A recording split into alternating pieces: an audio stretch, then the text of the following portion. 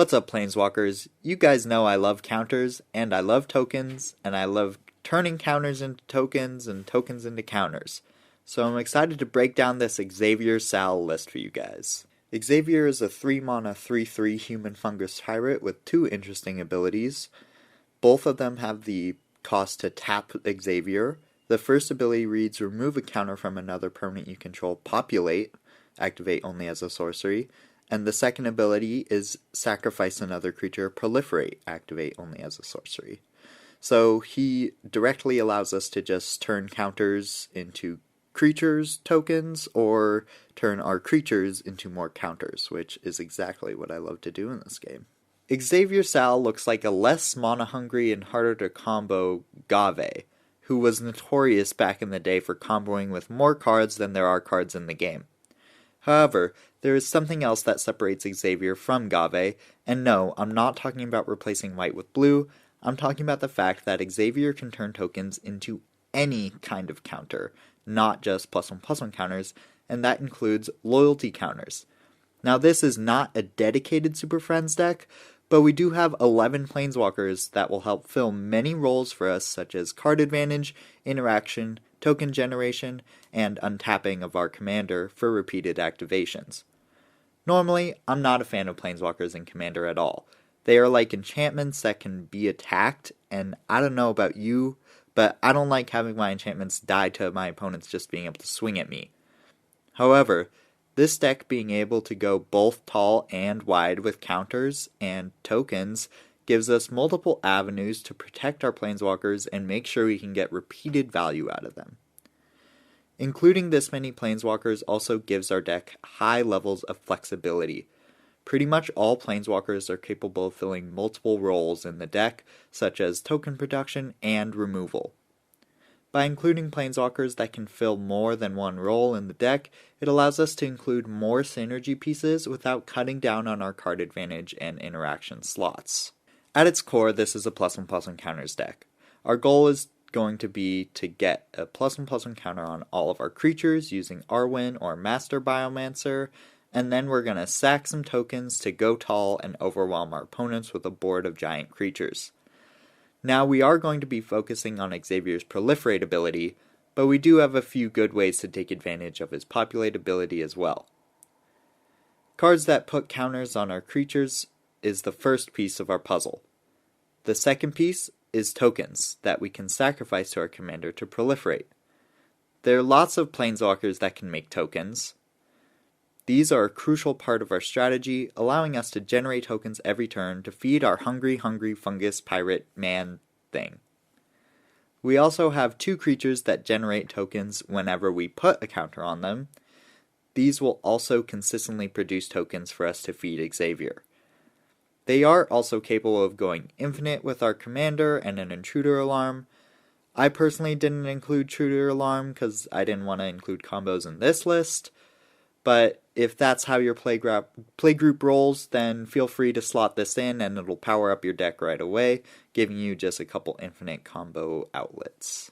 The final piece of our puzzle is these untappers that allow us to activate our commander multiple times. I also have a Rings of Brighthearth in this slot, which is just a really versatile card. As long as you have the mana to pay into it, it'll allow us to get additional activations out of our Planeswalkers as well as our commander.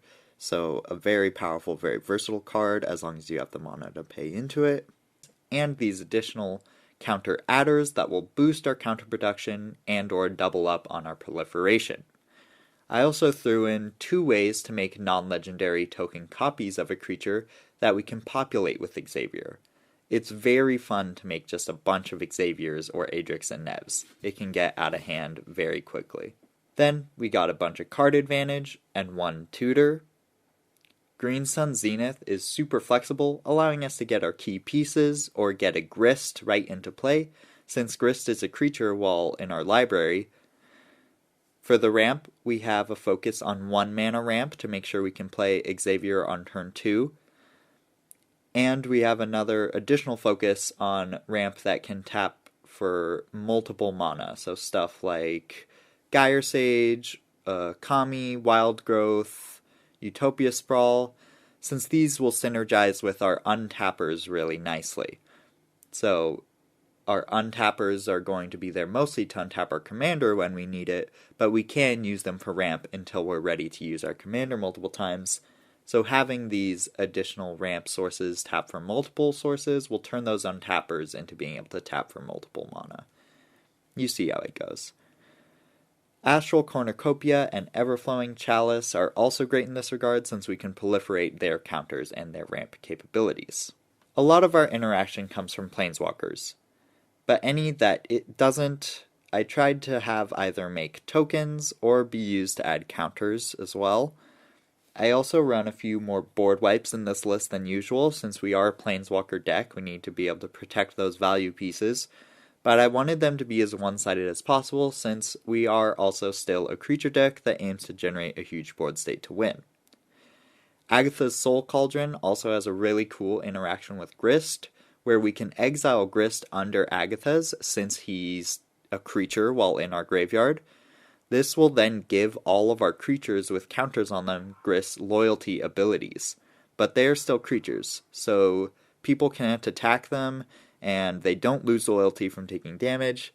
They start with 0 loyalty, of course, but after a few turns of making bugs, this can turn our entire board into pieces of repeatable removal, which is very powerful. Finally, we got some protection and recursion to protect our board and get back our key pieces.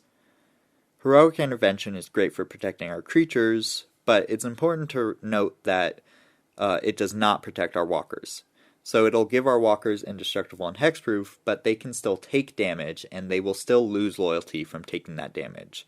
So they won't die right away, but once they lose indestructible at the end of turn, they will die for having 0 loyalty.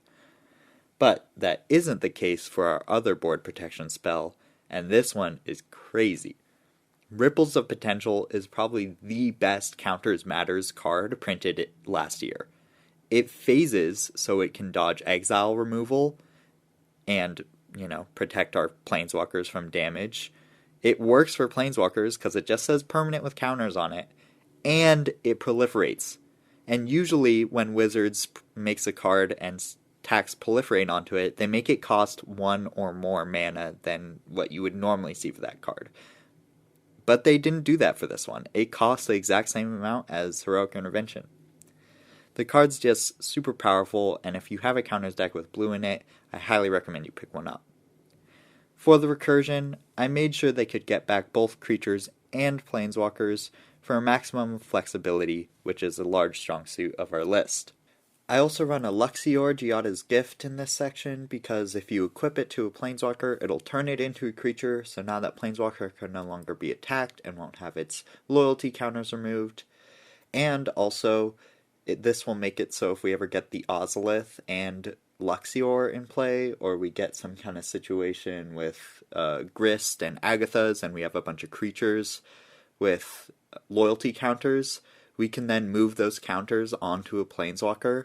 This isn't like a main game plan, it's just a cool thing that might happen every once in a while, but it is really, really neat when you have like the Ozolith and Luxior going on with like creatures with loyalty counters on them. Things can get pretty wacky, it's pretty fun. Alright guys, check out the deck list down below if you liked this one. Leave me a comment, I love to hear from you guys, I love talking to all of you guys. Thank you guys again, and I'll see you next week.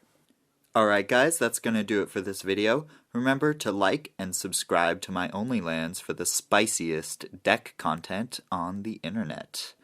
Thank you guys again, and I'll see you next time.